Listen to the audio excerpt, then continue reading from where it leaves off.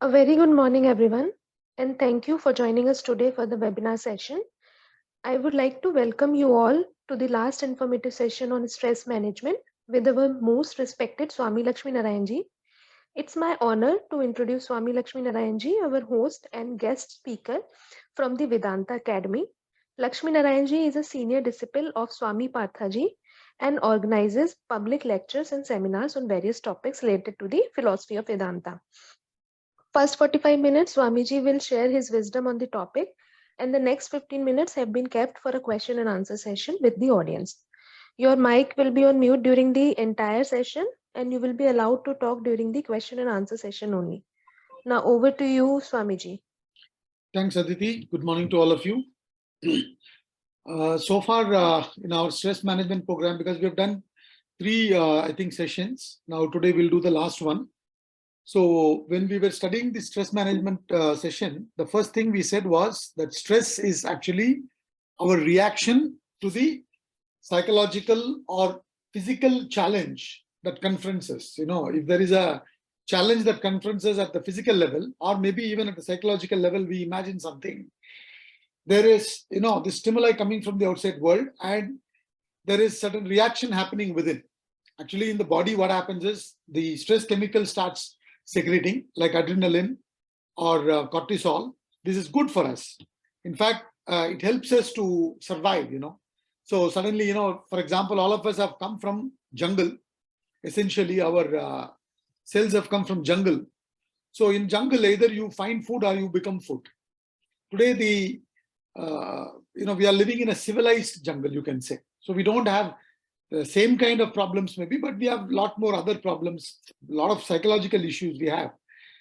Stress, whether I will be able to earn so much to feed my children, to take care of their education, etc., etc. A lot of imaginations and all that. That comes from the mind, or maybe there are certain challenges that is coming from the physical level itself, maybe what do you call, a very aggressive nature of the husband or wife, or the boss, or the traffic, etc., from the outside world. When all this comes, for survival, what happens is there is adrenaline pumping in our system, which will make us react. So otherwise, we won't move, So therefore, in the beginning, when the adrenaline pumps in to fight or flight, that mechanism is good. It's called eustress. But when you start getting threatened by it and you start worrying, getting anxiety about it, and then allowing the stress chemical to continuously, secrete and soak your body, your complete personality in that, then you fall into distress, which is not good for you. So the good stress we called as eustress, and the negative stress is called distress. This whole talk is about that negative stress. So first of all we are saying is, when there is a threat from the physical level or at the psychological level, certain chemicals secrete in our body to make us act, to deal with that situation. Corona confronted us. It's still there, but almost we have fought it successfully. So what happens is, immediately we become alert. In Hindi they say, no, dukh mein simran sab kare, sukh mein kare na koi. Meaning, when there is a challenge, immediately everybody starts thinking about God. You want to somehow deal with the challenge. Sukh mein kare na koi means when there is no challenge, you kind of relax. So in a way, to keep ourselves strong, these challenges are good. It all depends on how you look at it. But now, if you constantly are soaking yourself in this stress, then it affects your immunity, memory, thinking. It affects your productivity. Your relationships get spoiled by that. You lose your sleep. Your digestive system goes for a toss. Your reproductive system also gets affected. Basically, it affects you completely. Your immune system goes for a toss.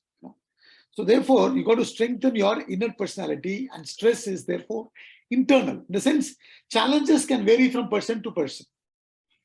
Because what is world? World is nothing but uncertainty, constantly changing. impermanent. It is of perishing nature.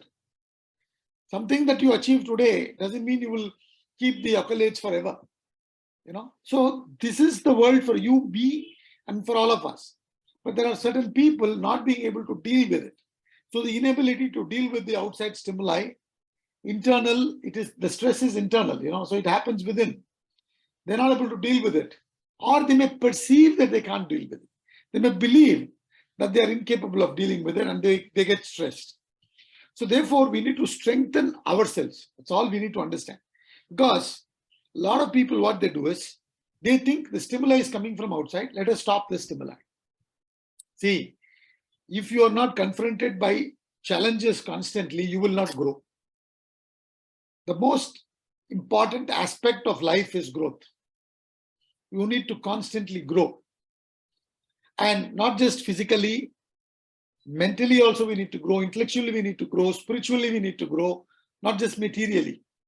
So growth is the most important aspect of life.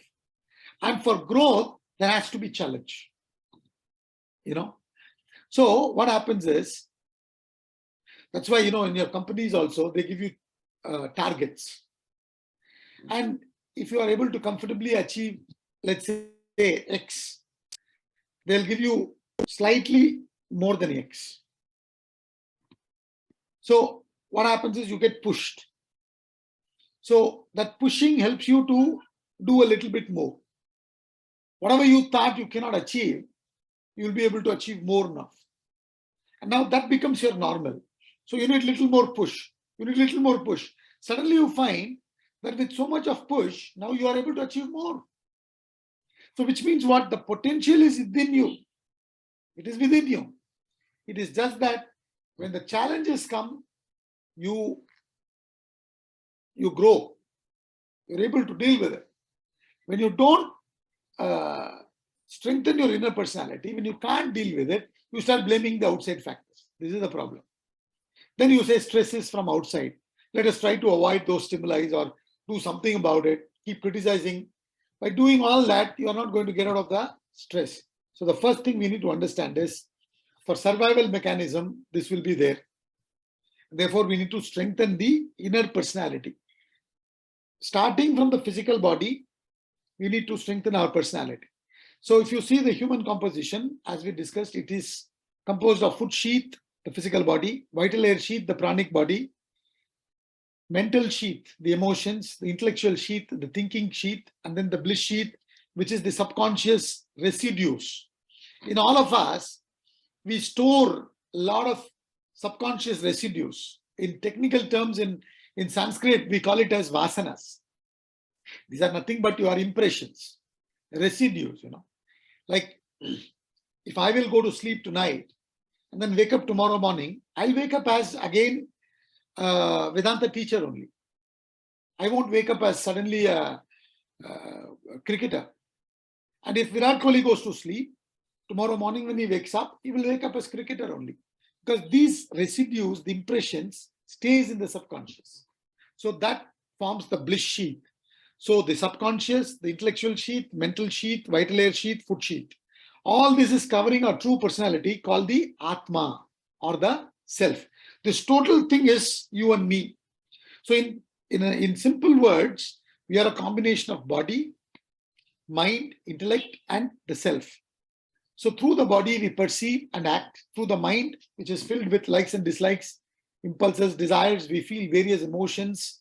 And then through the intellect, we think, decide, discriminate, judge, analyze, etc. And the self is just an awareing principle.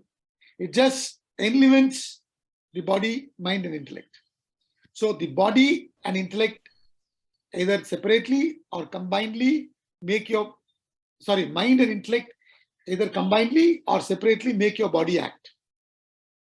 Now, technically, either the combination or the intellect driving your body to act is good. But very often what happens is our impulses, our feelings, our emotions drive our actions. So we need to strengthen our intellect. So therefore, we need to understand when we live life, we go through 3 transactions. It's called receipt of stimuli from the outside world. And once the stimuli goes in, we react, and then we respond. These are 3R transactions of life: receipt, reaction, response. The stimuli is received through the eyes, ears, nose, tongue, skin, etc. So therefore, we need to make sure that we receive good stimuli. I gave the example, if you, because it's entertaining, and you allow all sorts of negative stimuli to enter your personality, already you have a certain impressions within. These stimuli will go in and they react and they create all kinds of problems. A lot of people, they, out of curiosity to quench their, mental thirst, they get involved in all these gossips and negative reporting, etc. But then they go and trigger your desires, they trigger your fears, they trigger your greed. Therefore, we need to be careful as to what is going inside. It's just like eating food, You will have to be careful about what you consume, isn't it? So therefore, what kind of thoughts you consume through the stimuli, that is also important, which we call in Sanskrit as satsang, good company. So the receipt has to be good. Then you got to take care of your emotions, the reactions, and then you got to make sure that your responses are not selfish in nature. They have to be selfless. For all this, you need to strengthen your inner personality. So, the problem within is the mind. It is full of likes and dislikes. It rambles into the past worries and future anxieties. It doesn't stay in one place. The mind is always compared to a monkey.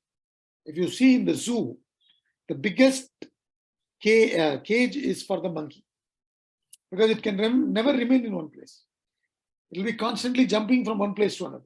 Even if it is in one place, it will be fidgety. It will be scratching its back, etc. So this is your mind, my mind, everybody's mind. Constantly going to the past and future. We need to strengthen the intellect and control that mind. If not, it develops desires. And the desires become very uncontrollable. It's very dangerous.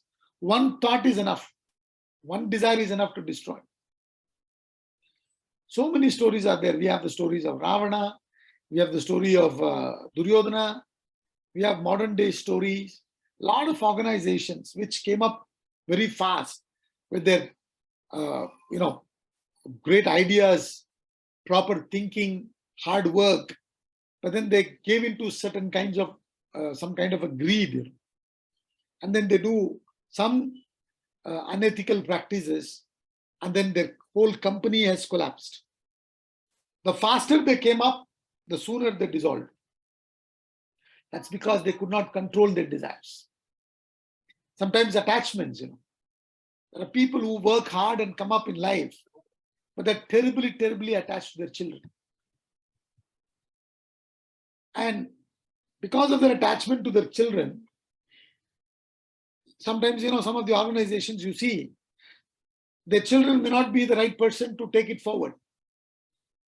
But because of their attachment, they'll give it to their kids. All kinds of things happen.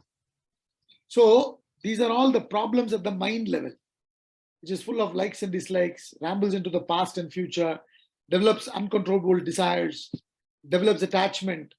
And I did talk about this ladder of fall, I think. It all starts off with a thought. One thought. One thought is enough to make your life or mar your life. Suddenly one thought came to a gentleman. He thought about it. He said, "Yaar, what is this? I am traveling a lot, but my letters go to my office address or residential address, then they'll have to send it to me wherever I am. Why can't I have one address? Wherever I move, I'll be able to access that." Such a thought came and they got into this emails, hotmail.com. One thought made him millions. Like that, one thought can make you. Similarly, one thought can mar you also. Only one thought is enough to destroy you. So therefore, you have to be careful about what kind of thoughts you're entertaining. And especially, I would give this as a tip, See, our subconscious is much more powerful than the conscious. Some other talk, I will go into little details into subconscious and all that. And can anyone answer me, when are we closest to our subconscious? During these 24 hours of the day, when are we closest to our subconscious? When we sleep. When we are about to sleep. About to sleep. Sleeping, you are in, then when you wake up in the morning. As soon as you wake up. Unfortunately, what is happening? Swamiji, do you mean the time in the morning when we are actually in sleep, but we have woke up? That's the time, right? Pardon? What do you mean? Like, as you are telling, we are in a subconscious mind till that time, in morning and in the night when we are about to sleep. No, what I'm saying is, see, the conscious mind is alert now, for example. Slowly, the conscious mind goes to sleep. Then you are closer to your subconscious. Then your conscious mind completely sleeps. Then you are in deep sleep, dream, etc. Then again, in the morning when you wake up, your conscious mind does not fully come out immediately. Slowly it comes out. So you're closer to your subconscious just before going to sleep and just after you wake up in the morning. So what I'm coming to is, if you see, the modern lifestyle is such that all of us work hard and then we become very tired, then go back home.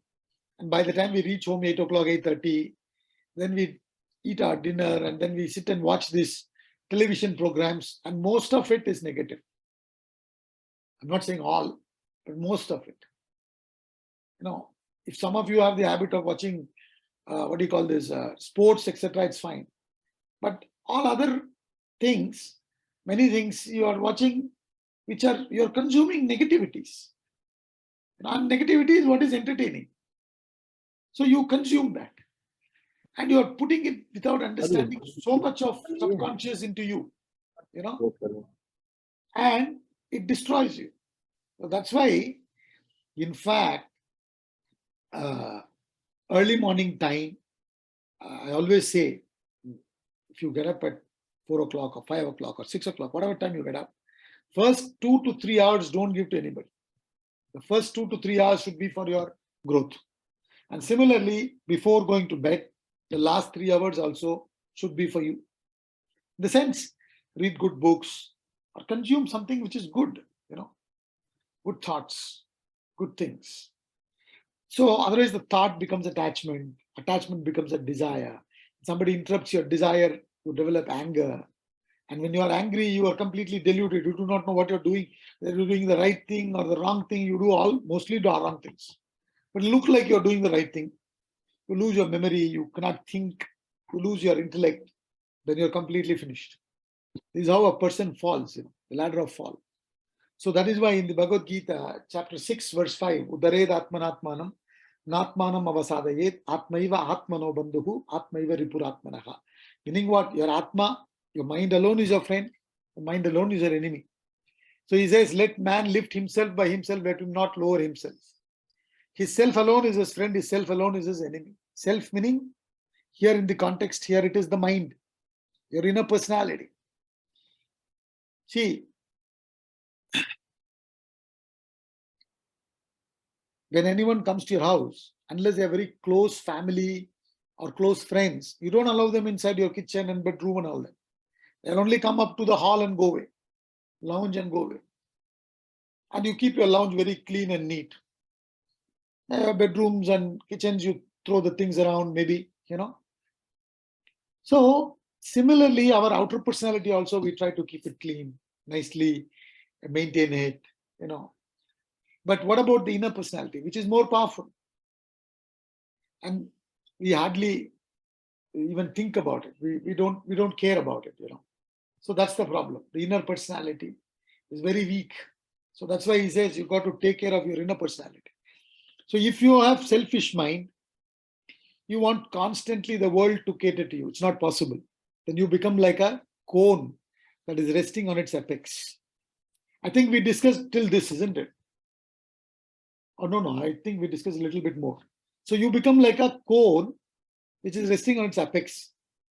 Can a cone rest on its apex? Not possible without support.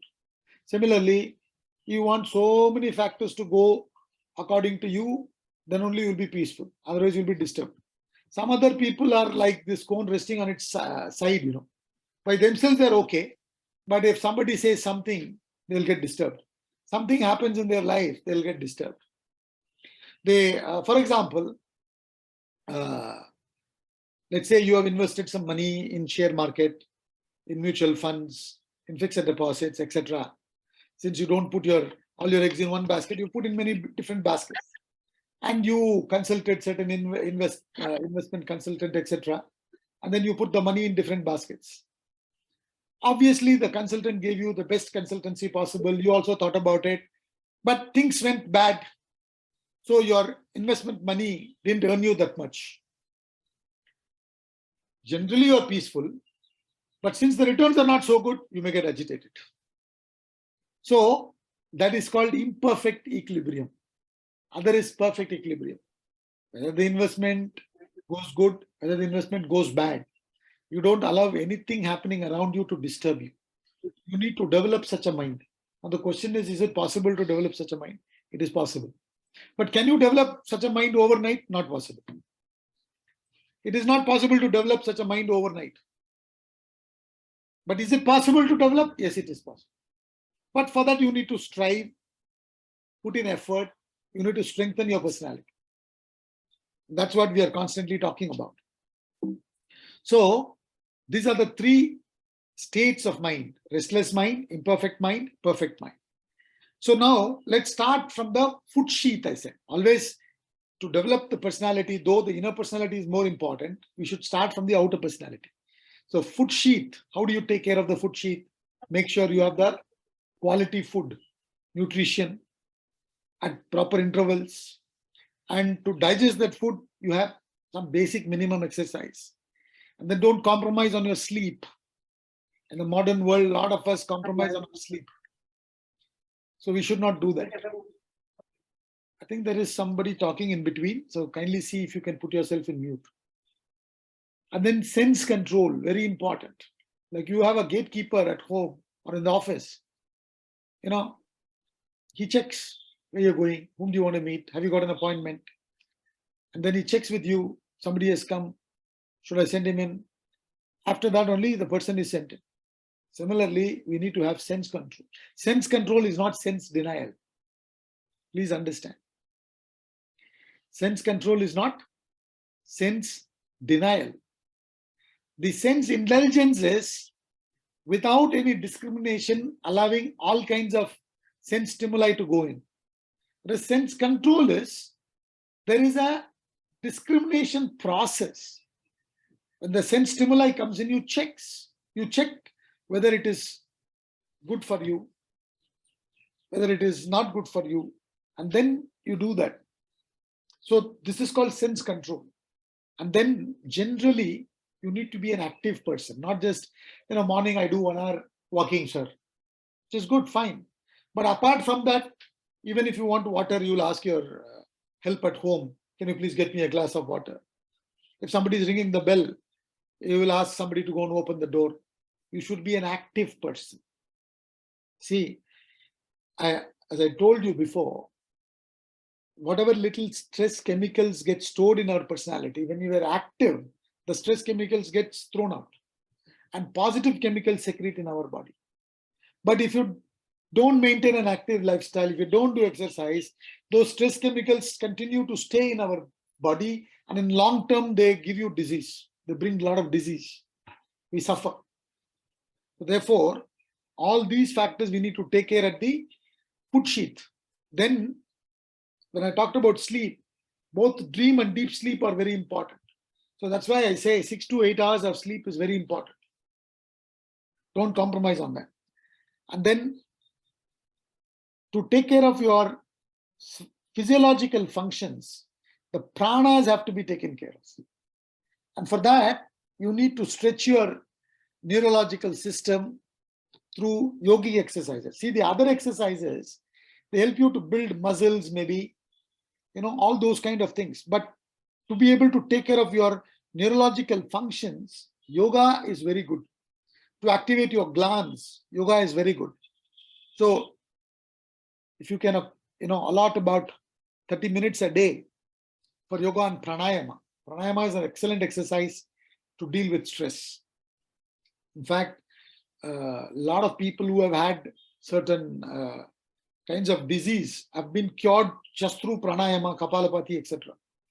So you got to give importance to this and try and do this in the morning, because these are, to get best results, these are better to be done in the morning with empty stomach.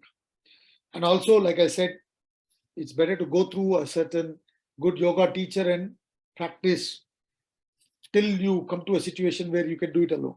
So yoga, pranayama, and this will take care of your physiological functions. This will take care of your glands, activating your glands, your neurological system, etc. These are also important.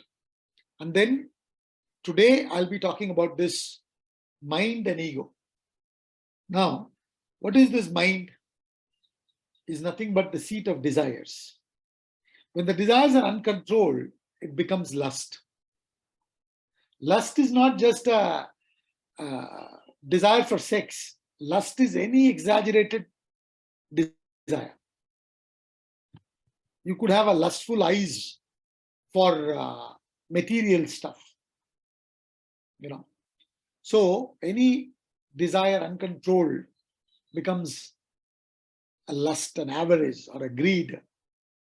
But when the desire is given a direction, you control the desire and it becomes an aim or an ambition in life, aspiration. So when your mind comes under the control of your intellect, your emotions get purified, channelized. Otherwise, it becomes selfish, self-centered. When they are selfish, self-centered, they destroy you. So there's nothing wrong in desire. But if the desire is given a higher direction, it becomes an aim or an ambition. It becomes an aspiration. Otherwise, it gets polluted with selfishness. Therefore, you need to strengthen your intellect and purify your emotions. Some of the emotions I've listed here, which are very essential to develop in life. First one is gratitude. An attitude of gratitude. A person who has an attitude of gratitude seldom falls into stress. You understand? See, life has given us a lot. But the problem with the mind is it will only focus on what we do not have.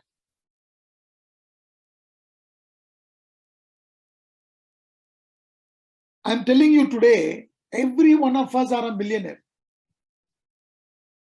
Will you accept that statement? Huh?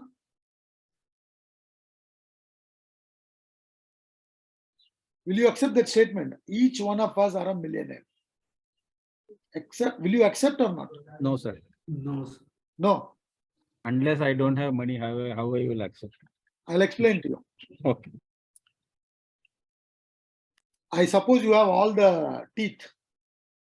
Nothing has fallen so far. I lost one teeth when I was small, when I was young. And those days, they didn't talk about this saving the tooth and all that concepts were not there. Simply, he just pulled it off. Then I came to know that you need to fill that gap with another false tooth. Otherwise, the other teeth will become loosened. Now you have all this implant and all that. And you know how much minimum implant costs you per tooth? I think about 30,000 rupees. Am I right? There are varieties, maybe 1 lakh also. Still, it is not equivalent to your original teeth. So let us assume that it's about 30,000 rupees for one tooth to be implanted. You have 32. 32 into 30,000 कितना होता है? Almost 1 million. Almost 1 million. Hair fall is a bigger problem than anything else nowadays.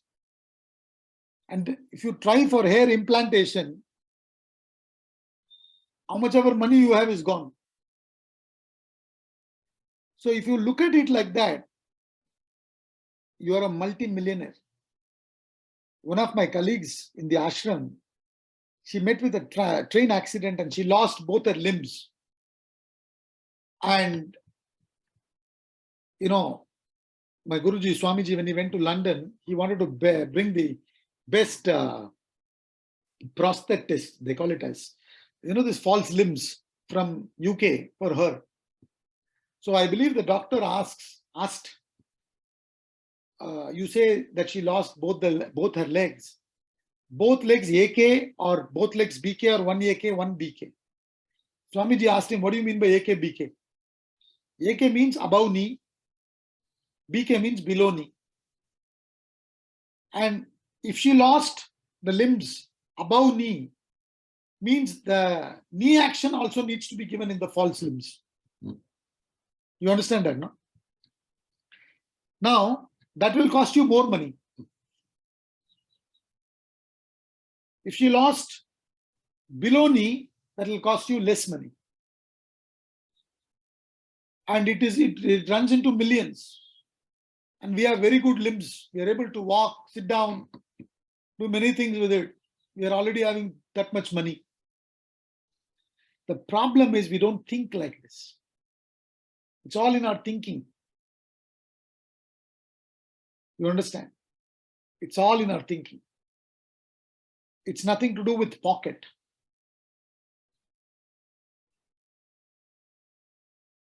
I had no shoes and complained until I met a man who had no feet. We are constantly looking at things that we do not have. That is because we have not got the right knowledge to be able to change our perception. When you change your perception, then you will change your thinking.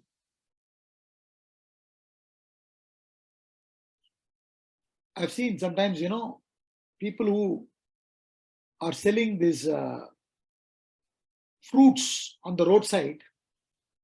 When you buy from them, there are people who come to buy those fruits in their Mercedes Benz and they're bargaining.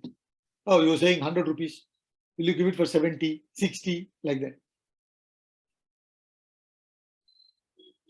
There are occasions where I've seen, they say, you know, per kilo is 70 rupees.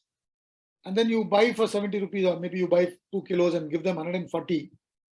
They'll give you 2 more fruits. The vendor, I'm closing the shop. What will I do with these 2 fruits? You take it. See, they are poor, but they are rich. Some of us are rich, but we are very poor. When you have this kind of a mind, you will be stressed.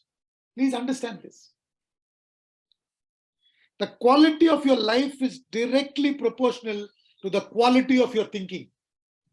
You take it or leave it. We think it's the quantity. No, it is not the quantity of material stuff that we have makes our life. No, not at all. The quality of our thinking. Life has given us so much, so much. Yet we keep on thinking about what we do not have. And then we get stressed. So we need to gain the knowledge. That's why we say, you know, you study these scriptures. You're not phonetically saying study the scriptures because we want to promote. If you study the scriptures, you will learn a lot. You will think differently. Your life will be same. You will probably be living in the same house with all the problems. And you may develop certain abilities to solve those problems. You may solve some of them. You may not solve many, but you will be much, much more happy. because the quality of your thinking has improved. And the next one is forgiveness. There's a beautiful quotation by Mark Twain. It says, forgiveness is the fragrance a violet releases as the foot crushes it. A feet is crushing the flower violet, but the flower violet is giving out the fragrance, nice fragrance. So when you understand that each one have their own nature, because of that they're behaving like that, you deal with them properly. You may not go closer to them, but you understand that's their nature. Kya karega? Waisa hi kaam karega. No problem. You know, they do not have the same exposure as I did. So you be a little more magnanimous, forgiving. Now, when I say forgiving, what I mean is I'm not saying you become passive. I'm not saying you become a doormat for anybody to do anything they want. I mean the attitude, at the attitude level, forgive. Forgive means you understand. Forgiving is giving at the mental level. I understand, yeah, this fellow's nature is like this. And then love. What is love? See, love is understood as attachment today. It is polluted by selfishness, that is attachment. But when you remove the selfishness from attachment, it is love. And then kindness. You see so many people.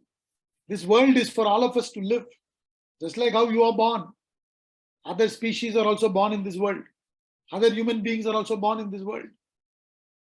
So we need to develop that kindness, that nature of compassion, to be able to see from the other person's point of view and do what best we can for each other's comfort. When we develop these qualities, this will come with development of the intellect. So we need to see how to develop the intellect. But before going to that, at the intellectual level, we need to have proper assessment. See, when I don't do proper assessment, I develop undue expectations. And undue expectations or wrong expectations, which is due to wrong assessment or lack of assessment, causes stress.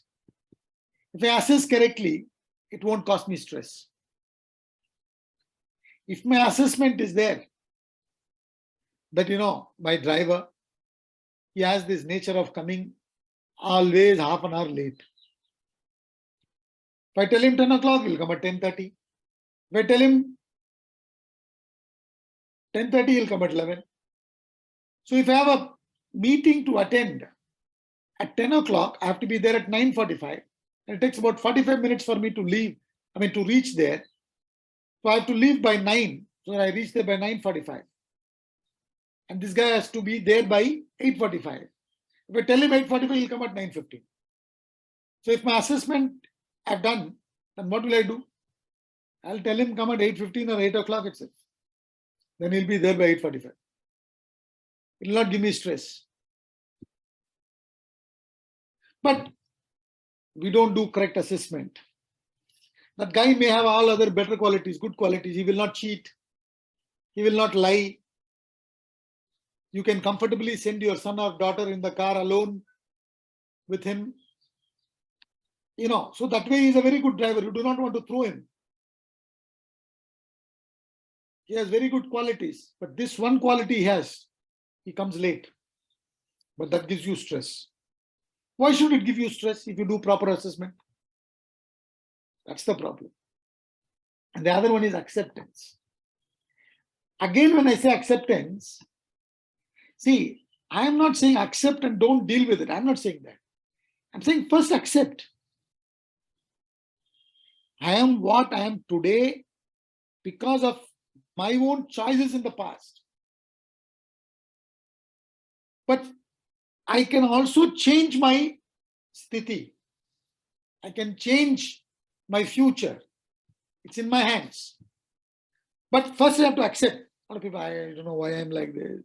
Everybody is unfair to me. World is very unfair to me. As if I'm perfect. Even Mahatma Gandhi will only come second after me. I'm So this kind of thinking gives you stress. And people don't learn to adapt to situation. You got to learn to adapt. I used to have those things. Nowadays, we don't have that. Yeah, that was a different situation. This is a different situation. It's not the same situation. By sitting and crying about it, what will happen? So you got to strengthen the intellect and adapt to situation. See, people moved from Rajasthan to many different parts of India, from Gujarat to many different parts of India and abroad. They adapted to their lifestyle in that particular state or city or country. That is why they succeeded. If you don't adapt, it will not work. You expect them to adapt to you. Then how will you be able to face stress? Adaptation is very, very important. You got to understand their nature, their behavior, their culture, and then adapt. So when you move from one organization to another organization, you got to understand that each organization has their own different culture. Each manager has a particular set of behavior, particular way of functioning. So you got to learn and quickly adapt. And altitude, when I say, what I mean is goal.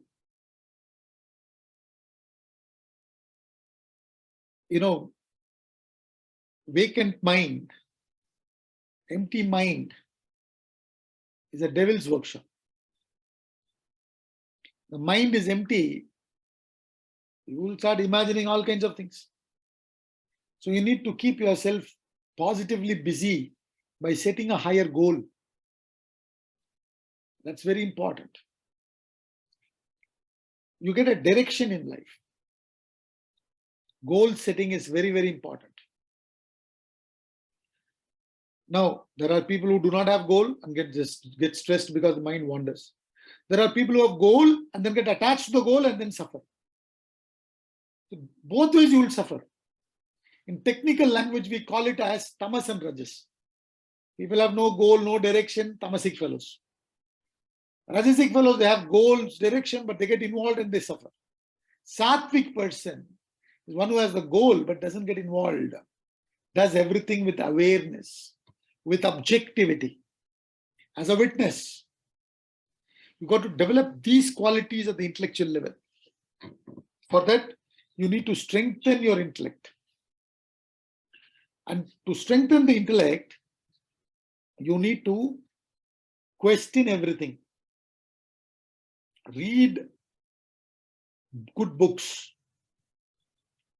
especially scriptures, and reflect on them. Think. The more you exercise your thinking faculty, the more you will strengthen it. And questioning, you should not stop. You should continue questioning till you die. Because the questioning will only keep strengthening your intellect. Never accept anything for granted. And when you read books, good books, they make you think from different angles. Your perspectives change. And it's not just consumption of the material in the books, it is reflecting over what they are saying. That is important. What are they saying? How is it good for me? What way my life is different today? Like that, when you subject what you read to a series of questions, then you're reflecting. Then you will strengthen your intellect. And to do this exercise, early morning time and time before going to bed is the best time. The best time to do this exercise is that time. And also, introspection and meditation will develop awareness. Introspection is nothing, just 5 minutes exercise. Before going to bed, you sit down in cross-legged position or on a chair or whichever is comfortable.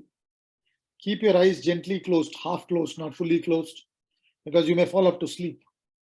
Then go through the day's activity one after the other in the proper sequence from the time you woke up in the morning. Just go through. Don't criticize, don't analyze, nothing. Just become aware. I got up at 5 o'clock. Then I did this, then I did that, like that, one after another. Suddenly something you forgot. Don't spend time trying to recollect. Whatever you remember, keep going through till the time you're sitting for introspection. It will not take you more than 3 to 5 minutes. But if you do this every day, for example, let's say, oh, I went to my office today at 10:15. My office starts at 10 o'clock, but I reached at 10:15. Don't criticize. Just register it. Tomorrow again, when you're doing introspection, today I went at 10:15. Today I went at 10:15. Every day. 7th day or 10th day, you will be in office by 9:55.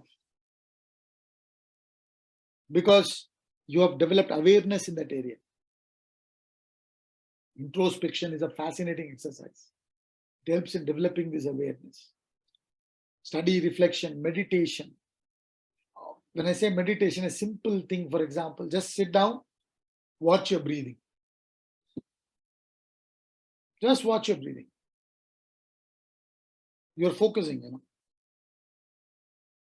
You will be suddenly becoming aware. And the ability to be in awareness for a longer period of time keeps on increasing. And very often we do impulsive actions because we are not aware. And we are overtaken by our desires, and then we do all kinds of nonsense. That's why it's extremely important to build awareness. So through developing the intellect and through introspection, you need to develop all this. And the final problem in stress is ego. Ego manifests as I alone exist. I am supreme. I am the doer. I alone exist. So is it true? So many people are existing. Now for this talk to happen, so many people are involved. Solomon, Aditi, Taruna. So many people have to come together. And whatever I am talking, I learned from my guru, and my guru learned from many gurus. I also learned from many books. I'm trying to put them together in this 45 minutes to make, as much sense as possible. So there are so many factors that come together. So you say, I alone exist, I am supreme. Rubbish.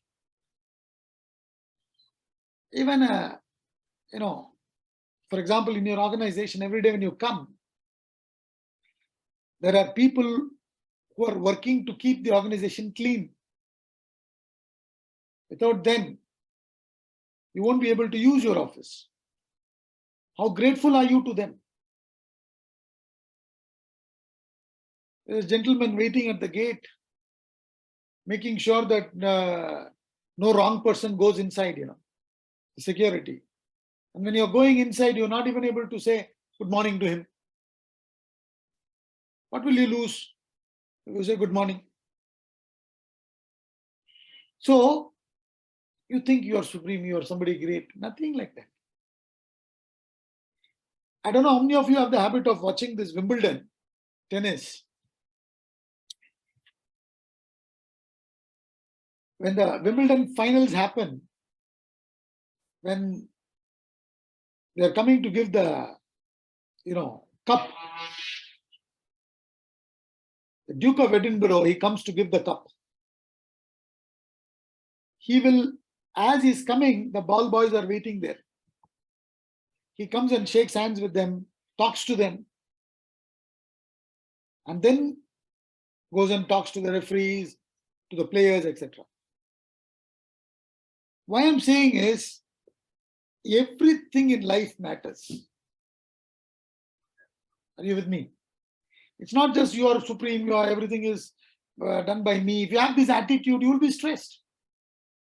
You are like the cone resting on its apex. John Milton says, they also serve who stand and wait. It's a beautiful, beautiful statement. It says, they also serve who stand and wait. The hair inside your nose, it is preventing a lot of dust from going into your lungs. Similarly, everybody in this organization, in this world, in this family that you live is contributing. How aware are you? You know, when it rains, the water stagnates in one place, tadpoles come and then they become the frog. They eat up all those eggs laid by the mosquitoes. That helps you from falling into dengue and chikungunya, etc. So that frog is also serving you to think that I am supreme, I am doing everything, I'm doing so much of work.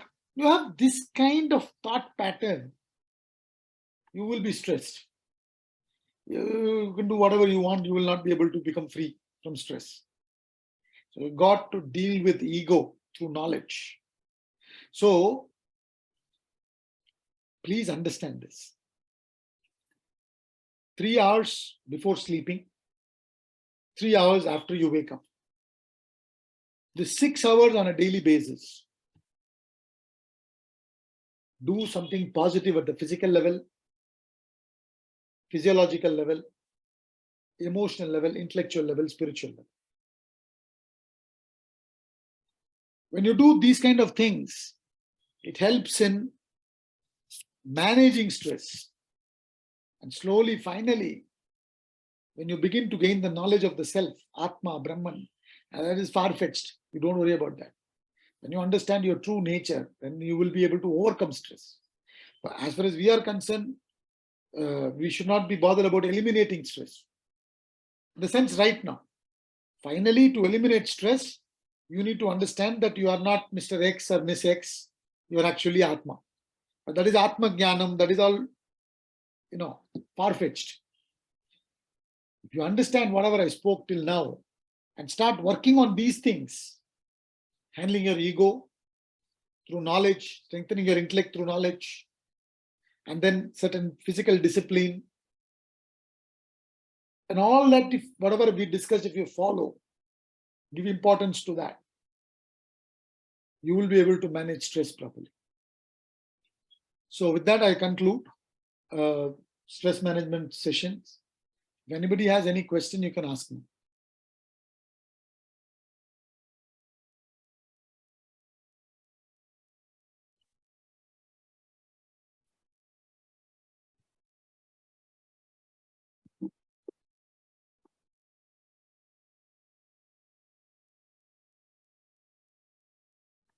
So now we have opened the house of question and answer session.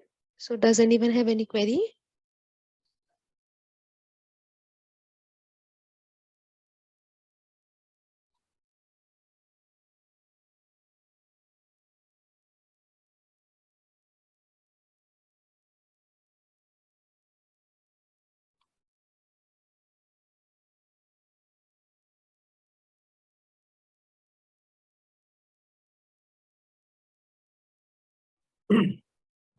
Yes, Guruji, I have. So, Guruji, you told that we have to, do exercises and something else. But in current scenario, everybody is facing some stress or have some stress in their life. So, which thing is is the best to handle this stress? Because sometimes it happens like the stress is also necessary because you have some bondings, some responsibilities in your life, and you have to face some stress for these to handle those things. So which thing is better according to you to handle such situations?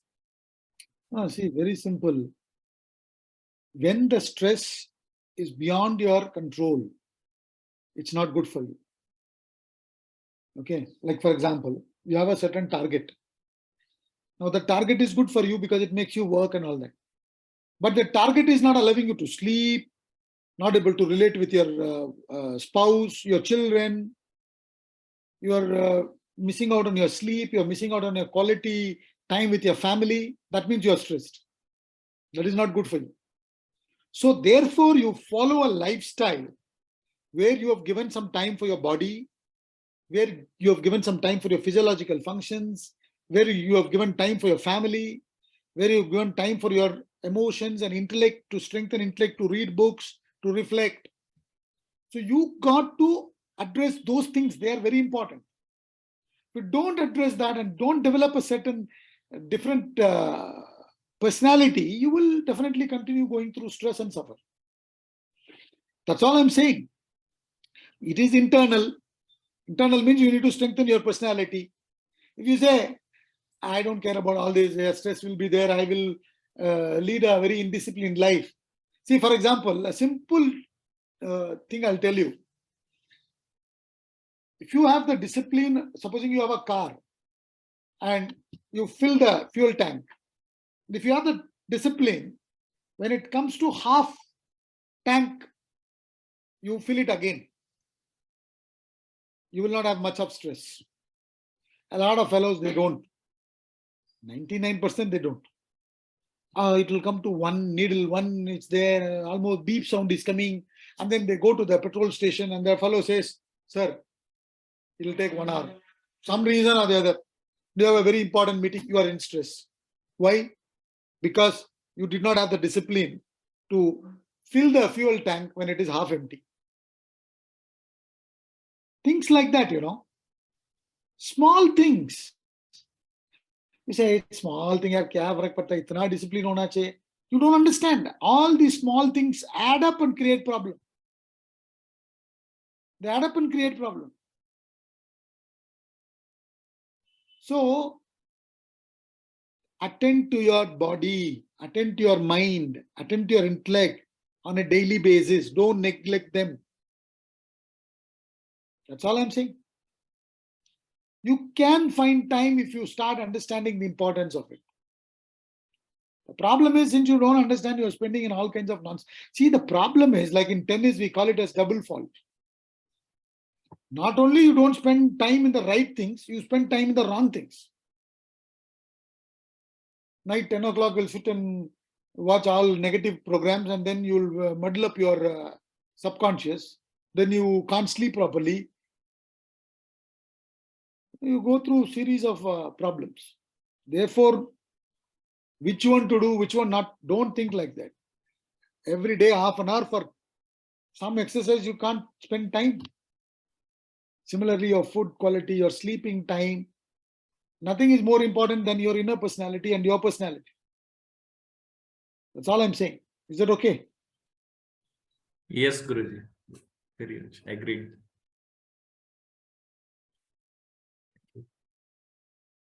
Does anyone have any more questions?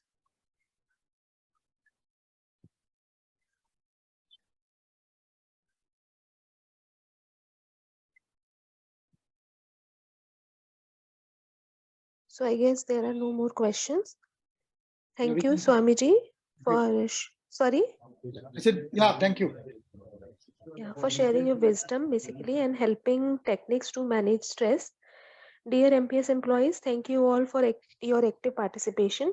We are confident that today's session will help you to manage stress effectively in your personal and professional life. Have a good day.